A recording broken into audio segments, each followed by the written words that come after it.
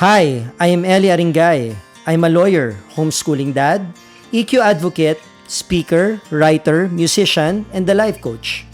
I want to use this space to share my thoughts on how to intentionally live a meaningful life and help you determine how to find purpose and balance in everything that you do. Hello everyone, welcome back to my podcast. Again, this is Equilibrium Podcast. My name is Attorney Eli Aringay. If this is your first time here, I'm glad you found this space, this podcast.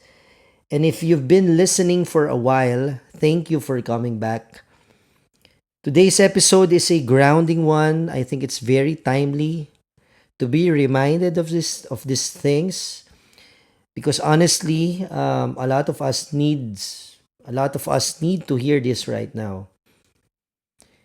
We are living in uncertain times, and if you turn on the news, you scroll through your social media, it feels like tension is everywhere. There are conflicts across the world, especially the ongoing situation in the Middle East. There are economic worries, fear for peace and security, rising costs of living, political noise, especially here in the Philippines. Add all of these things to your daily and personal struggles. It can feel overwhelming. And even if those events, global events that are happening, are thousands of kilometers away, the resulting anxiety travels instantly. It enters our homes through the digital screens that we're holding. It unsettles our minds. It steals our sleep. It robs us of our peace. And maybe you've felt it too. That sort of tightness in your chest, the racing thoughts at night, the sense that something bad could happen at any moment. Anxiety thrives in uncertainty. And so today I want us to pause together. I'm not suggesting that we ignore reality. I'm not suggesting that we pretend that everything is fine, but to learn how to be steady even when the world isn't. And for my podcast today, the message is simple. You can experience peace even in anxious times. Let's start with something powerful yet, I know, I have to admit, difficult. Being still. Being still. When there is tension in the world, wars, threats, global uncertainty, economic pressure, our instinct is to stay glued to updates, right? We are on the news most of the time. We refresh our feeds constantly, hoping to receive updates, wishing for a good update, a good news. We tend to consume information as if knowing those information would make us safer, but it doesn't. Often it just makes us more afraid. And so being still does not mean being indifferent. It means refusing to let chaos dictate the state of our souls. The Bible reminds us, it says, "Be still and know that I am God." That's not just a poetic language, it's an instruction. Stillness is not weakness, it's a show of trust. Being still might look like this. It might look like turning off the news for a few hours. It might stepping outside just the moment you wake up after praying, looking at your window, looking at the sun, going outside, stepping outside, feeling the sun on your skin. It might mean sitting quietly without noise, without scrolling, without destruction. Because here's the truth. Our nervous system was not designed to process global crisis 24 hours a day. We are human. You are a human being. I am a human being. We are not command centers.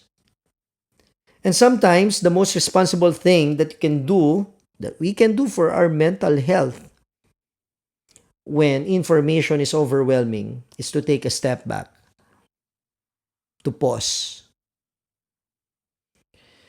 Another powerful antidote to anxiety is being reminded of the value of inner peace, rediscovering its value. When I say inner peace, it's not the absence of problems, but it's the presence of stability inside us, ourselves. Some of the calmest people in the world are not those with perfect lives, but they are the ones who stop tying their peace to external conditions. They cease identifying their peace with external circumstances. Because let's face it, most of us, we can't control geopolitical tensions. We can't control markets. We can't control what tomorrow's headlines will be. But we can control our thoughts. We can control our focus. We can control how we spend our energy, how we spend our time. We can control our response. Inner peace is only possible when we stop trying to control everything outside and start focusing our energy to what's inside. So take a deep breath. It's free, inhaling, exhaling. Notice how your body responds to this act. And it's not magic, it's physiology. We all want peace. Our body wants peace. Our body wants peace. We just have to allow it. Now, let me talk about something which is, I'll go countercultural, but knowing this is liberating. Having simple needs. I think I mentioned this in my last podcast. A lot of our anxiety comes from maintaining a complicated life. High expenses, endless commitments, constant comparison, the pressure to achieve more, to earn more, to own more, to accomplish more, to get more. But when your needs are simple, your fears shrink.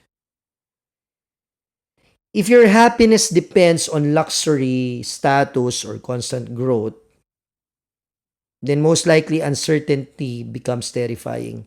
But if your joy comes from basic things, like the food on your table, the people you love, a quiet home, your faith, your health, then even difficult times becomes survivable. Simple needs create resilience. Think about it. What do you truly need to be okay today? It's not what advertisements tell you, it's not what social media suggests, it's not what the algorithms in your social media accounts show. What do you actually need? Probably less than you think. Simple living is not about deprivation, it's about freedom from unnecessary pressure. Because truth is, you don't need to win every race you never signed up for. And life is not a race, mind you. Simple living also protects your peace in practical ways. Because when you live simply, you worry less about losing things. You spend less time chasing things. You have more time for what truly matters. And instead of constantly upgrading your lifestyle, You stabilize it. Instead of asking, what else do I want? You begin asking, what do I already have at this time that is enough? And I mentioned in my last podcast, enough is a powerful word.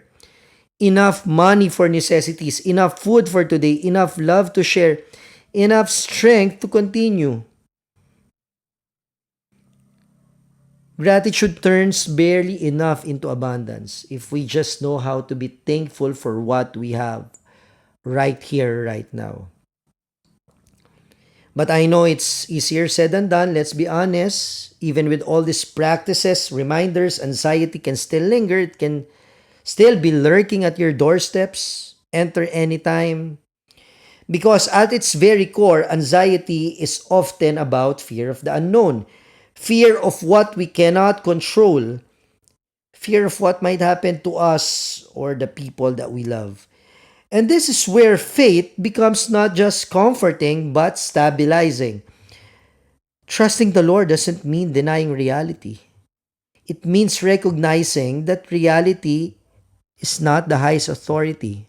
God is. Faith can look like this. It says, I don't know what will happen, but I know who is in control.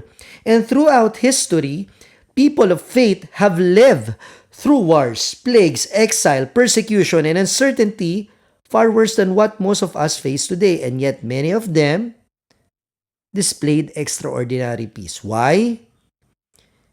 Because their security was not rooted in their circumstances, it was rooted in God, in who He is, in His character, in what He has done, and in what He is capable of doing. When you truly believe that your life is held by a loving, sovereign Lord, anxiety loses its absolute power over you. You can still care, you can still pray, you have to act responsibly, but this time around, because you trust the Lord, you are not paralyzed by fear. Prayer is one of the most underrated weapons that we can use for anxiety management. Not because it magically removes problems, but of course, God can do that. He can work supernaturally, miraculously. But prayer transfers the burden. When you pray, you are essentially saying, I acknowledge that I cannot carry this alone. And that honesty is freeing. Say, Lord, I'm casting all my anxieties and burdens upon you. I cannot do this alone. I cannot go through this alone. You don't need perfect words. You don't need formal language. Sometimes the most sincere prayer is simply, Lord, I'm scared. Please help me. Faith is not pretending to be strong. Faith is knowing where to go or who to go to when you are weak. There's another beautiful aspect of trusting God, which is the invitation to live one day at a time. Anxiety lives in the future and peace lives in the present. No less than Jesus himself taught his disciples, is telling us through the scripture not to worry about tomorrow because tomorrow will worry about itself. That does not suggest irresponsibility, but it means focus and trust. Let me ask you right now, in this moment, are you safe? Do you have air to breathe? Is there food available to you today? Is there someone who cares about you? If the answer is yes, then today contains enough grace for you today. Enough grace for today, both providentially and spiritually. You don't have to solve next year's problems tonight. I want to say that again. You don't have to solve next year's problems tonight. Let's return for a moment to the tension in the Middle East and other countries in that region. It's okay, and you should care deeply about it. We must grieve for the damages, the destruction, the casualties resulting from that war. We must pray, we must hope for peace, we must extend compassion to people. But absorbing constant distress without boundaries does not help the world. It only harms your mind, our minds. You can care without collapsing. Sometimes the most meaningful response is quiet prayer. Having an informed concern for the world and living peacefully in your own sphere of influence. Peace in the world begins with peaceful people. If your anxiety feels overwhelming lately, maybe here are a few gentle practices that you can start today. Number one, limit how often you check distressing news. Put your phone down. Number two, spend time in nature, in sunlight, nature bathing. The sun should be the first thing that you have to look at. I mean, outside your window, instead of the blue light from your phone when you wake up in the morning. Number three, keep your life simple and uncluttered. Simple living. Number four, practice slow breathing. Pause. Number five, talk to someone you trust. Number six, pray to God. Pray honestly. Number seven, focus on what you can control. And that is your response. And lastly, most importantly, be kind to yourself. Anxiety is not a personal failure. It's a normal human response to uncertainty. Good news is you can cast all your anxieties to God because He cares for you and He is sovereign. And so before we close, as we close, I want to leave you with this thought. You do not need a peaceful world to have a peaceful heart. Having an inner peace is not granted by circumstances. It is cultivated through stillness, through simplicity, through gratitude, and through faith. The world may remain noisy, headlines may remain alarming, problems will may not disappear overnight, but you can still sleep. Breathing is free. You can still experience the daily moments of joy. You can still trust that God has not abandoned this world, neither has He abandoned you. You are not alone in feeling anxious. You are not powerless either. Be still, you simplify, you trust the Lord, you pray to God, and you start living today fully.